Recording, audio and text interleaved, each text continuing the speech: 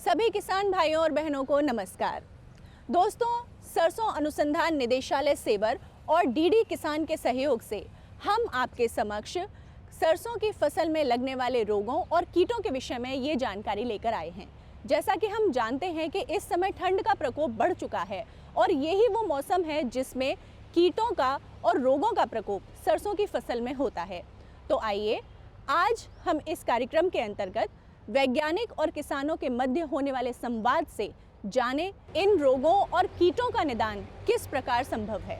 इस श्रृंखला के पिछले 2 कार्यक्रमों में हम आपको किस्मों के चयन, बीज उपचार, खेत की तैयारी और बुआई, खरपतवार नियंत्रण, विरलीकरण, ओरोबैंकी खरपतवार का प्रबंध, कोहरा और पाले से फसल के बचाव के बारे में जानकारी दे चुके हैं।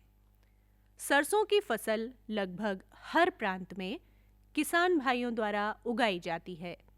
इसकी प्रति हेक्टेयर उत्पादकता को बढ़ाकर हम न केवल लाभ कमा सकते हैं बल्कि देश को आत्मनिर्भर भी बना सकते हैं। सरसों अनुसंधान निदेशालय सेवर का भी यही प्रयास है कि किसान सरसों की तकनीक को पूरा अपनाएं। इस समय देश में सरसों की फसल की स्थिति और आगे की आवश्यक कृषि क्रियाओं पर सरसों अनुसंधान निदेशालय सेवर के निदेशक डॉक्टर पी.के. राय ने हमारे साथ बातचीत में कहा। किसान भाइयों, इस वर्ष मौसम की परिस्थिति जो है वो सरसों उत्पादक किसानों के लिए थोड़ा सहूलियत भरी है। शुरुआत में ज़रूर एक बेमौसम बरसात हुई थी जिसकी वजह से बुवाई प्रभावित हो गई थी, लेकिन इस समय फसल बहुत अच्छी है। सरसों अनुसंधान निदेशालय सेवर पूरे देश में सरसों के नवीनतम अनुसंधान के लिए प्रयासरत है और इस समय पर सरसों उत्पादक किसानों के लिए संस्थान की क्या सलाह होनी है, क्या उचित मार्गदर्शन संस्थान के वैज्ञानिक दे रहे हैं, इस पर हम क्रमवार रूप से आपके समक्ष कई जानकारियां लेकर के आ रहे हैं। अभी हमारे साथ में संस्थान के निदेशक डॉक्टर पी.के. राय साहब हैं। डॉक्टर साहब, इस समय किसान भाइयों को केंद्रित करते हुए आप क्या सुझाव देंगे, क्या उनको सावधानी? सबसे पहले तो मैं हमारे जो भी किसान भाई हैं सरसों के जो खेती करते हैं उनको बधाई देना चाहूँगा, क्योंकि आप लोगों के प्रयास के बिना ये संभव नहीं था कि देश में पहली बार हम रिकॉर्ड एरिया में सरसों का उत्पादन करने जा रहे हैं। और जो एक अभी आकलन आया है, इनिशियल स्टेज का आकलन है, उसके अनुसार करीब करीब जो है ना वो 85 से 90 लाख हेक्टेयर एरिया इस सरसों की फसल में इस बार होने की संभावना है। जैसा आप कह रहे थे कि शुरू में थोड़ी सी दिक्कत थी, लेकिन अभी हमारी जो फसल है, चाहे वो जैसे अक्टूबर फर्स्ट वीक में अगर किसान भाई ने लगाई है और अक्टूबर लास्ट वीक में लगाई है, तो उसको सारा देखते हुए करीब करीब 3 से 3.5 महीने की फसल हो चुकी है जी। और अभी पिछले हफ्ते से लेकर के और अभी तक और आगे भी आने वाले 1 आध हफ्ते में कुछ राज्यों में कुछ दिक्कतें हैं मौसम को लेकर के। और अभी तक जो पूरे देश में हम लोगों का जो 24 राज्यों में ये सरसों अनुसंधान निदेशालय कार्य कर रहा है, जहाँ पे सरसों की खेती होती है, तो अभी तक ऐसा कुछ भी कोई मेजर जो है ना या प्रमुख बीमारी या कीट कहते हैं उसका प्रकोप देखने को नहीं आया। कुछ जगहों पे अभी बीच में जो मानसून जो सर्दियों में बारिश हुई थी उससे पहले थोड़ा सा टेम्परेचर बढ़ा था, तो कहीं जो है ना एफिड का प्रकोप था माहो का, लेकिन वो बाद में मौसम जैसे चेंज हुआ तो उसका प्रकोप काफ़ी एक तरह से नेग्लिजिबल है। तो मैं ये समझता हूँ कि जो किसान भाई हैं जिन्होंने अभी तक प्रयास किया है इस सरसों की फसल के लिए, इसका एरिया भी बड़ा है, आप लोगों ने काफ़ी कुछ इनपुट भी लगाया है किसानों ने इस बार, तो अब मेरी ये सलाह है कि अब जो बाकी के दिन हैं, जैसे अभी हमने कहा कि 1 हफ्ते आने वाला जो है ना वो थोड़ा सा क्रूशियल है जी मौसम को लेकर के, तो उसमें ज़रूर किसान भाइयों की हमारी तरफ से ये रहेगी सरसों अनुसंधान निदेशालय की तरफ से कि आप अपने खेत का लगातार जो है भ्रमण करते रहें और कभी कहीं भी इस तरह की कोई भी बीमारी या कोई कीट का प्रकोप दिखता है तो अपने निकट के जो भी कृषि विज्ञान केंद्र है या कोई अनुसंधान केंद्र है, कोई विश्वविद्यालय का रिसर्च स्टेशन है, तो उससे संपर्क करें या फिर हमारा वेबसाइट है, उस पर टेलीफोन नंबर पड़े हुए हमारे सारे वैज्ञानिकों के, तो देश के किसी भी हिस्से से कहीं से भी कोई भी फ़ोन कर सकता है किसान भाई और हम उसको सलाह देंगे क्या करना है, किस तरह से करना है। और मैं समझता हूँ कि इस बार हम लोग जो है ना वो रिकॉर्ड एरिया के साथ साथ रिकॉर्ड उत्पादकता भी लेने जा रहे हैं, क्योंकि 18-19 के दौरान जो है ना 15 से 11 किलोग्राम प्रति हेक्टेयर नेशनल उपज थी, और मेरा मानना है कि इस बार हम शायद उससे कुछ ज़्यादा ही जो है ना वो प्रोडक्टिविटी ले पाएंगे।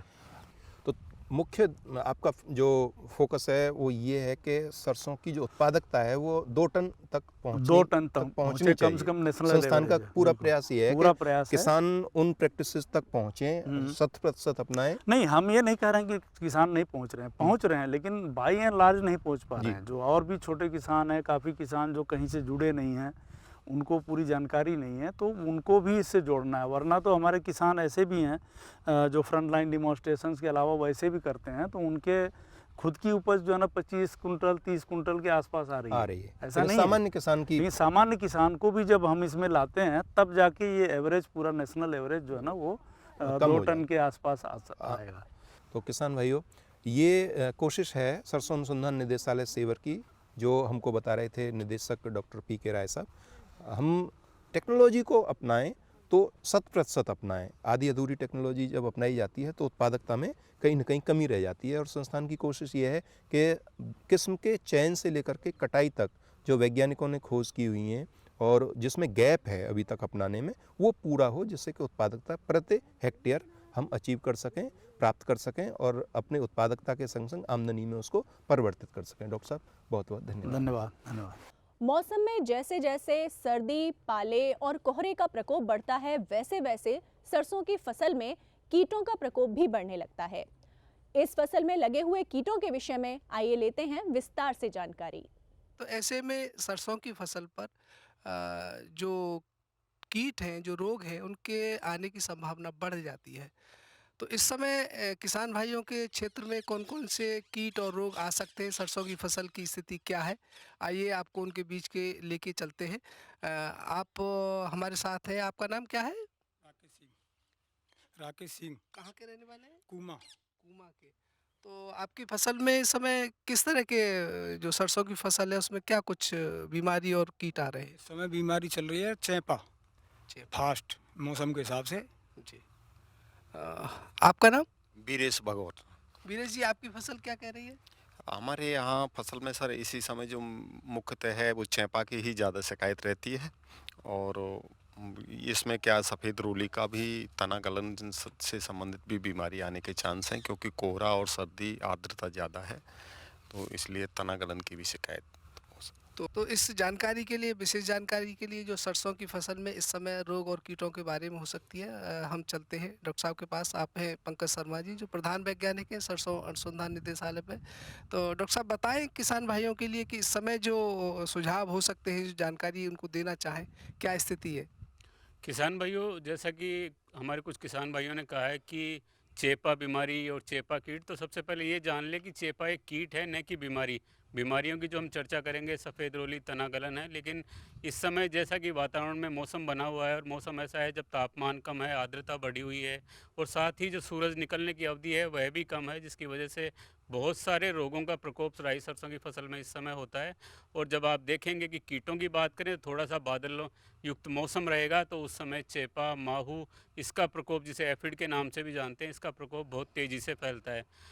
तो किसान भाइयों को दिखाना चाहें आप चेपे का, जैसे किस तरह का आ सकता है उसमें? देखिए, चेपा जैसे कि जिस फसल में हम इस समय खड़े हैं, ये ब्रेसिका रापा यानी पीली सरसों है, और इस पीली सरसों के अंदर अगर मैं बात करूं कि चेपा या माहू किस जगह पर खेत में सबसे पहले आएगा, तो हमेशा ये ध्यान रखें खेत का उत्तरी पश्चिमी दिशाएं, यानी जहाँ का खेत का कोना जहाँ पर उत्तर पश्चिम दिशा है, उस तरफ में चेपा किनारे के पौधों पे सबसे पहले आता है, और ये किनारे के पौधों से फिर धीरे धीरे अंदर की तरफ बढ़ता हुआ जाता है।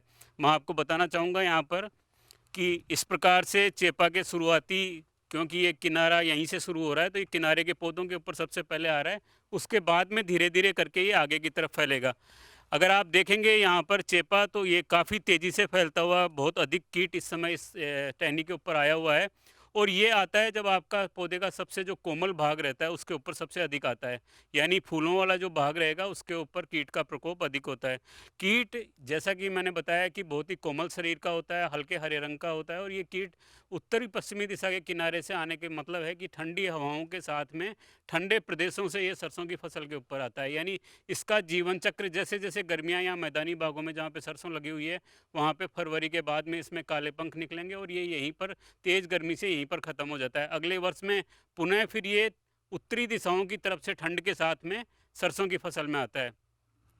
किसान भाइयों, सबसे जो जानने वाली बात यह है कि कोमल शरीर का ये कीट रस चूसक कीट है और इसकी वंश वृद्धि इस समय ये किसी भी प्रकार के अंडे नहीं देता है। जैसे ही एक कीट आकर के फसल के ऊपर बैठता है वह तुरंत उसके बाद में सीधे बच्चे देना शुरू कर देता है। यानी इनकी संतति बहुत तेज़ी के साथ में बढ़ती है और बहुत सारी जनरेशन्स, बहुत सारी वंश वृद्धि ये कुछ ही समय के अंदर कर लेता है। यानी तेज़ी से फैलने वाला कीट है। फूल आने की अवस्था यानी कोमल अवस्था है, उस समय पौधा का जो ऊपर का भाग है ये कोमल भाग है, इसके ऊपर सबसे तेज़ी से फैलेगा और बाद में धीरे धीरे करके पूरे खेत के अंदर ये फैलाव लेता है। जी, तो नुकसानदेह स्थिति में आए किसान भाइयों को क्या कुछ सुझाव देंगे कि क्या कुछ किया जा सकता है इस समय? किस प्रकार का नुकसान करेगा तो मैं ये भी बताना चाहूँगा और सुझाव भी देना चाहूँगा। इस समय जो ये नुकसान पहुँचाएगा, अगर फूल आने की अवस्था यानी देरी से बोई गई फसल है तो वहाँ पर बहुत अधिक प्रकोप होगा और कई बार ये देखा गया है कि जब जिस पौधे के ऊपर ये कीट आ जाता है वहाँ पर किसी भी प्रकार की फलियों का बनना या जो फलियाँ बनी हुई हैं ये टेढ़ी मेढ़ी विकृत आकार की हो जाएंगी और इनके अंदर दानों का जो बनना है बहुत सिकुड़े हुए दाने बनेंगे, उनके अंदर तेल की मात्रा भी कम होगी। यानी कि लगभग 10% से लेकर के 90% तक अगर आपका चेपा आता है तो उससे फसल के अंदर नुकसान दिखाई देता है।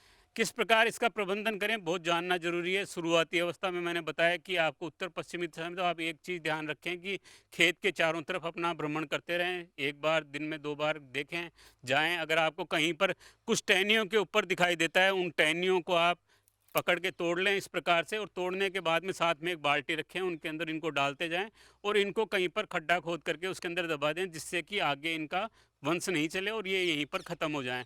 अगर लगता है कि कुछ बहुत सारी लाइनों में या बहुत दूरी तक इसका प्रकोप हो गया है और आपको लगता है कि टहनियों को तोड़ेंगे तो अधिक नुकसान होगा, ऐसी अवस्था के अंदर आप शुरुआती अवस्था के अंदर नीम सीड कर्नेल एक्सट्रैक्ट जो नीम से बना हुआ है या नीम तेल लगभग 4 से 5 मिलीलीटर प्रति लीटर पानी की दर से घोल बना करके उसका छिड़काव करें। और अगर आपको लगता है कि कीटनाशकों का प्रयोग करने की आवश्यकता है तो आप फिर डाइमेथोएट्रोगोन नामक कीटनाशक है या मेटासिस्टोक्स नामक कीटनाशक है, यह 1 मिलीलीटर प्रति लीटर पानी की दर से घोल बना करके छिड़कें। लेकिन अगर आप शुरुआत में किनारे के पौधों के ऊपर इसका स्प्रे कर देते हैं, छिड़काव कर देते हैं, तो आगे चल करके फिर आपको पूरी फसल जो है आपकी सुरक्षित रहेगी। जी। सरसों में जो चेपा है उसके लिए जैसा कि हमने बहुत सारे कीटनाशकों की बात की है, कुछ हमने नीम कीटनाशकों की बात की है, परंतु कुछ हमारे मित्र कीट भी हैं जो कि खास तौर से चेपा माहू के लिए शत्रु कीट का काम करते हैं, जिनमें एक है कोक्सिनिलेट्स जो लेडी बर्ड बीटल के नाम से जाना जाता है, और ये कोक्सिनेला सेप्टम पंक्टेटा है जो आप देख रहे हैं। यह कीट भी लगभग 50 से 60 एफिड को दिन भर के अंदर खा जाता है। यानी अगर इनकी संख्या अगर खेत में अधिक रहती है तो आपको कीटनाशकों का कम से कम प्रयोग करना चाहिए, और अगर आप कीटनाशकों का प्रयोग करते हैं तो सावधानी से हमेशा शाम के समय करें, क्योंकि दिन में मधुमक्खी का बहुत अधिक खेत के अंदर परागण के लिए इधर से उधर रहती हैं मधुमक्खियाँ, तो उससे भी हमारी फसल को फ़ायदा होता है। तो आप कीटनाशकों का प्रयोग हमेशा शाम के समय करें ताकि परागण कीट मधुमक्खी खेत से चली जा चुकी होती है। इसके अलावा किसान भाइयों, आपके जो क्षेत्र में कुछ और जो कीट आ रहे हैं उसके बारे में भी हम डॉक्टर साहब से बात कर लें। डॉक्टर साहब, और कोई कीट है जिसको दिखाना चाहें? देखिए, अभी हम चर्चा करेंगे चितकबरा कीट की। जैसे जैसे प्रकोप बढ़ेगा, इस क्षेत्र के किसान भाई उसे कटा के नाम से भी जानते हैं, और इसका जैसे पकाव की स्थिति आएगी उस समय इसका तेज़ी से प्रकोप होता है, और इस कीट के बारे में हम वहीं से चर्चा करेंगे जहां पर इस कीट का प्रकोप इस समय भी दिखाई दे रहा है। चितकबरा कीट की जो हम चर्चा कर रहे हैं, यह कीट तापमान अधिक होने की अवस्था में फसल को नुकसान पहुँचाता है। इस कीट का प्रकोप बुआई के समय जब तापमान अधिक होता है उस समय अधिक होता है, या फिर जब पकाव में आएगी फसल उस समय अधिक रहता है। तापमान कम होने पर यह कीट चितकबरा कीट है। यह कीट अपना मिट्टी के अंदर छुप करके अपने समय को व्यतीत करता है, और जैसे ही तापमान में वृद्धि होती है फिर से ये फसल के ऊपर दिखाई देने लगता है। जैसा कि आप देख रहे हैं कि अंडा आने के बाद से ये इस कीट की प्रथम अवस्था है, जिसके अंदर ये बहुत छोटे और लगभग ऑरेंज कलर के कुछ कीट आपको दिखाई दे रहे होंगे नारंगी रंग के। ये इसकी प्रथम अवस्था है। बाद में धीरे धीरे करके इसकी द्वितीय अवस्था के अंदर इसका आकार थोड़ा बढ़ता है और इसी अवस्था से ये पत्तियों से रस को चूसना शुरू कर देता है। जैसे ही उगते समय जब पत्तियां होती हैं उनको रस को चूस करके पत्तियों को ख़त्म कर देता है, किसान भाइयों को दोबारा से बुआई करनी पड़ती है। बाद की अवस्था के अंदर इस प्रकार के धब्बे आप आसानी से पत्तियों के ऊपर देख सकते हैं। ये इसी कीट के द्वारा रस चूसने की वजह से ये धब्बे होते हैं। बहुत अधिक प्रकोप होने पर इस कीट का इस प्रकार से पूरे पौधे को और पूरी फसल को इस प्रकार से ये नुकसान पहुंचा देता है। वयस्क कीट हमेशा चितकबरे रंग का होता है, यानी उसके ऊपर सफ़ेद और काले धब्बे बने हुए रहते हैं।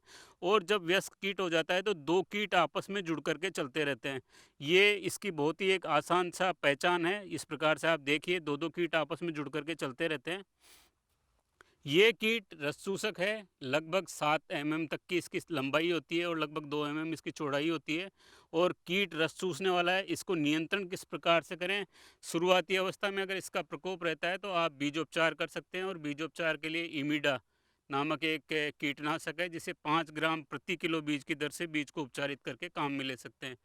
दूसरा, आप खेत की आखिरी जुताई के समय क्विनाल फास्ट डस्ट जो पाउडर है, यह 25 किलोग्राम प्रति हेक्टेयर की दर से भुरकाव करके उसके बाद में बुआई करें, ताकि शुरुआती अवस्था में इस कीट का प्रकोप कम रहेगा। इसके अतिरिक्त अगर फसल में, खड़ी फसल में इसका प्रकोप दिखाई देता है तो आप उस समय आप मेलाथियान 1 मिलीलीटर प्रति लीटर पानी की दर से घोल बना करके छिड़काव करें। और जब पकाव की अवस्था में, खासतौर से जब फसल कट जाएगी खलियान में, उस समय ये फलियों के ऊपर, जो फलियां बंद रहेंगी उनके ऊपर भी यह रस चूस करके, यानी वहाँ पर तेल की मात्रा को 4% तक कम कर देता है। कुल मिलाकर के 32% तक इस कीट की वजह से फसल के अंदर नुकसान देखा गया है। तो खास तौर से मेलाथियान का आपको प्रयोग करना है और साथ ही बीजोपचार के लिए इमिडा का प्रयोग करना है। आखिरी जुताई के समय आप क्विनाल फास पाउडर को काम में लेकर के और शुरुआत में फसल को आप इससे सुरक्षित कर सकते हैं। किसान भाइयों, सरसों की फसल से लहलहाते हुए पीले पीले खेत देखने में बहुत ही खूबसूरत लग रहे हैं, लेकिन ऐसा नहीं है कि इस खूबसूरती के पीछे फसलों में रोगों का प्रकोप नहीं है। यदि हम थोड़ा सा ध्यान दें और ध्यान से इसे देखें तो पता चलेगा कि हमारी फसलों में किसी प्रकार का रोग तो नहीं पनप रहा। तो आइए लेते हैं इसी विषय पर जानकारी। किसान भाइयों, अभी आपकी जानकारी के हमने सरसों में लगने वाले कीटों के बारे में जानकारी दिलवाई थी। अभी चूँकि ये जो मौसम हो रहा है इस समय, रोगों के आने की संभावना भी बहुत बढ़ जाती है। तो सरसों अनुसंधान निदेशालय सेवर के हम प्रक्षेत्र पर खड़े हुए हैं और हमारे जो पीछे है वो सरसों भी है और हमारे साथ डॉक्टर पीडी मीणा साहब हैं, वरिष्ठ वैज्ञानिक हैं। हम उनसे जानेंगे कि डॉक्टर साहब बताइए हमारे किसान भाइयों के लिए कि इस समय जो सरसों की फसल में रोग आ सकते हैं वो कौन कौन से हैं और क्या कुछ उनके लिए सलाह और जानकारी इस समय हो सकती है। देखिए किसान भाइयों, सरसों में लगभग 30 बीमारियां आती है। 30 बीमारियों में से 18 मुख्य बीमारियां और 18 में से 5 जो बीमारियां हैं वो हमारे भारतवर्ष के जो सरसों उत्पादक प्रदेश हैं उनमें सभी में ये बीमारियां, 5 बीमारियां आती हैं। अब बीमारियों का आने का जो मुख्य प्राथमिक द्रव्य जो होता है वो उस पर निर्भर करती है कि आपके यहाँ कितना इनोकुलम ज़मीन में अवेलेबल है जो बीमारी को फसल में फैला सके। फिर उसकी जो फसल की अवस्था होती है उस पर निर्भर करता है कि किस अवस्था में अनुकूल वातावरण कब आता है, उससे बीमारी फैलती है। इस वर्ष हम देख रहे हैं कि जो समय पर बुआई की गई थी उस समय बरसात होने की वजह से किसानों को काफ़ी परेशानी हुई और दोबारा बुआई करनी पड़ी थी, जिस वजह से फसल को कुछ देरी हुई है। हम हमेशा बोलते हैं कि फसल पर अगर हम समय पर बुआई करते हैं तो बीमारियों का प्रकोप कम होता है। हम पीछे देख सकते हैं कि जो ये कॉर्नर में जो हमारा प्लॉट है ये 8 अक्टूबर की बुआई है और समय पे निश्चित रूप से बुआई है और आप देखेंगे कि इसके पत्तों पे बीमारियों का प्रकोप नहीं के बराबर है। तो समय पे बुआई करने से फसल आपकी बीमारियों से बच जाती है। अगर इसके उपरांत आप बीमारी देर से बुआई करते हैं, जैसे मैंने बताया कि इस सीज़न में देर से बुआई हुई है, तो देर से बुआई होने की वजह से किसानों को कुछ बीमारियों का सामना करना पड़ रहा है, जिनमें से सफ़ेद रोली मुख्य है।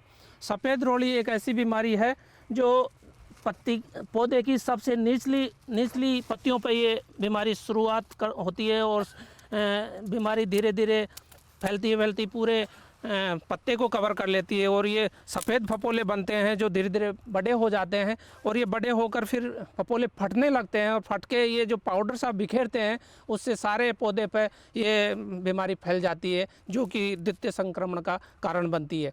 अब ये जो बुआई की है वो देर से बुआई की गई है और 22 अक्टूबर की बुआई है जिसमें सफ़ेद रोली का प्रकोप ज़्यादा है 8 अक्टूबर की बजाय। तो लगभग किसान भाइयों को हम बताएं कि लगभग 2 हफ्ते का अंतर में ही काफ़ी जो है इसमें रोग आ गए। जी हाँ, जी हाँ। इसके भी अगर और जो देरी से बोई गई है तो उसमें संभावना और ज़्यादा बढ़ जाती है। अगर हम इससे भी आप देख सकते हैं एक प्लॉट हमने 19 नवंबर की बुआई है, इसमें अभी देखो फसल की अवस्था बहुत छोटी है। अगर ये जो ही 40-50 दिन की होगी तो इसमें सफ़ेद रोली का पूरा प्रकोप बहुत ज़्यादा संक्रमण तो उसका रहेगा। औसत उत्पादन हमारा बहुत कम हो जाएगा उसमें ये धीरे धीरे रोग बढ़ता हुआ जो इसके फूल हैं उस पर गांठ जिसको जैसे बंद मुट्ठी की तरह आकृति बन जाती है जिससे फलियां नहीं बनती है और फलियां नहीं बनने से फसल पे सीधा प्रभाव पड़ता है और इस सफ़ेद रोली रोग से फसल पे 35% तक उत्पादन पे कमी आती है। तो डॉक्टर साहब ये तो आपने समय की बुवाई के हिसाब से हमको बताया कि अगर समय से बोते हैं तो रोग कम आता है, अगर देरी से बोएंगे तो ज़्यादा आ जाएगा। लेकिन अगर जैसा हो गया स्थितियाँ हैं तो किसान भाइयों को क्या बताएंगे कि कैसे इसकी रोकथाम की जा सकती है? देखो किसान भाइयों को अपने खेतों की निरंतर निगरानी करते रहना चाहिए और जब बीमारी का प्रकोप आ गया है तो उनको दवाई का छिड़काव करना चाहिए। सफ़ेद रोली रोग की रोकथाम के लिए हम मैनकोजेब की 2.5 ग्राम दवा प्रति लीटर के हिसाब से छिड़काव की अनुशंसा करते हैं। इसके अतिरिक्त रेडोमिल एमजेड 72 WP दवा है, उसका 2 ग्राम दवा प्रति लीटर पानी के हिसाब से घोल बनाकर खेत में छिड़काव करने से इस रोग पर काबू पाया जा सकता है। जी, तो किसान भाइयों अब हम चलते हैं वो दूसरी जो तनागलन की बीमारी है उसको देखते हैं कि वो किस तरह आती है और उसकी क्या रोकथाम की जा सकती है। किसान भाइयों जो तनागलन बीमारी है वो मुख्य बीमारी है फसल की और ये फसल को 40% तक नुकसान पहुंचाती है और इस बीमारी का आने का जो कारण है वो है नमी। अभी आप देख सकते हैं कि इस खेत में काफ़ी ज़्यादा नमी है और इस तरह से ये बीमारी आप देख सकते हो कि पत्तों पे किस तरह से ये जो फफूंद की ग्रोथ हो रही है वो हो रही है और इस तरह से शुरुआत में ये जो सफ़ेद इस तरह से धब्बे बन के और छेद से हो जाते हैं, इस तरह से तने पे ये फैल जाता है। इसका जो फैलने का कारण वो है जो काले काले दाने इसमें पौधों में निकलते हैं। तनागलन रोगग्रस्त जो पौधे होते हैं उनमें से इनको हम बीजाणु कहते हैं, स्क्लेरोसिया जिसको बोलते हैं, वो स्क्लेरोसिया एपोथीसिया बनाते हैं और एपोथीसिया जर्मिनेट होके एस्कोस्पोर्स रिलीज़ करते हैं। वो एस्कोस्पोर्स इस तरह से जी बीमारी को फैलाने का काम करते हैं। डॉक्टर साहब इसमें जैसे अगर इसकी तनागलन की हम देखें तो सरसों की फसल के उत्पादन के ऊपर और फसल की कंडीशन के ऊपर जो प्रभाव पड़ता है वो क्या रहता है और कितना पड़ता है इसमें लगभग? देखो फसल पे 40% तक नुकसान पैदावार को पहुंचाता है। इसमें होता क्या है कि अभी धीरे धीरे ये रोग बढ़ता जाएगा और पौधे को गला के और गिरा देगा और पौधा सूख के खड़ा हो जाएगा, तो बीज पकने से पहले पौधा सूख जाता है। तो पैदावार पे सीधा उसका तेल की मात्रा पे भी प्रभाव पड़ता है और बीज का जो आकार है उस पर प्रभाव पड़ता है और कुल उत्पादन को कम कर देता है। इसकी रोकथाम के लिए अगर हमारे किसान भाइयों को जानकारी चाहिए तो क्या हो सकती है उसमें? इस रोग की रोकथाम के लिए इस समय हम चाहेंगे कि जैसे कार्बेंडाजिम दवाई होती है उसकी 1 ग्राम दवा 1 लीटर पानी में घोल बनाकर फूल पर छिड़काव करने से क्या है कि फूल जब इसका गिरता है तो उस दवाई को भी नीचे ले जाता है, तो वो जो स्क्लेरोसिया जमीन से जर्मिनेट होते हैं उनको रोकने का काम वो करता है। दवाई अगर उस पर होती है तो क्योंकि वो स्क्लेरोसिया जो ये फूल होता है इस पे वो अब इसमें जैसे आपने कहा कि वो जमीन पे गिरेगा तो क्या इसका उपचार जब हम सोइंग करते हैं तो उस समय क्या बीज उपचार तो हमेशा कहते ही हैं या तो ट्राइकोडर्मा से उस समय किसान भाई ध्यान नहीं देते लेकिन उसका प्रभाव इस समय आता है जी। लेकिन अब जो मैं बात कर रहा हूँ वो है कि अब क्या कर सकते उस समय बीज उपचार तो हमेशा करके बोना ही चाहिए। जैसे कार्बेंडाजिम दवाई है 4 ग्राम दवाई 1 किलो बीज में मिला के बुआई करनी चाहिए तो इस रोग को काफी हद तक रोका जा सकता है। लेकिन जब आ गया है और ये रोग कब आता है जब नमी ज़्यादा होती है। नमी कब होगी जब पानी ज़्यादा लगाते हैं। मैं एक बार और किसानों को बताना चाहता हूं कि हम हमेशा रिकमेंड करते हैं कि 15 दिसंबर से 15 जनवरी के बीच में खेत में पानी नहीं लगाना चाहिए क्योंकि इस अवस्था में रोग फैलने के अनुकूल वातावरण होता है। इसलिए पानी नहीं लगाओगे तो नमी कम रहेगी और नमी कम रहेगी तो ये रोग कम कम पैदा होगा। होगा। तो क्योंकि इस समय तापमान कम हो जाता है, बादल भी हो जाते हैं, कोहरा रहता है और ऐसे पानी अगर आपने लगा दिया तो पूरी संभावना रोग के पनपने की हो जाती है। तो ये सावधानी किसान भाइयों को हाँ जी। रखनी चाहिए। तो किसान भाइयों, आज के अंक में हमने जाना मौसम में बढ़ती हुई सर्दी, कोहरे और पाले के मध्य सरसों की फसल में लगने वाले रोग और कीटों के विषय में। साथ ही इन रोगों से और कीटों से बचने के बारे में भी हमने ली जानकारी। अगले अंक में और जानकारियों के साथ आपसे होगी पुनः भेंट। तब तक के लिए दीजिए हमें अनुमति और स्वीकार कीजिए हमारा नमस्कार।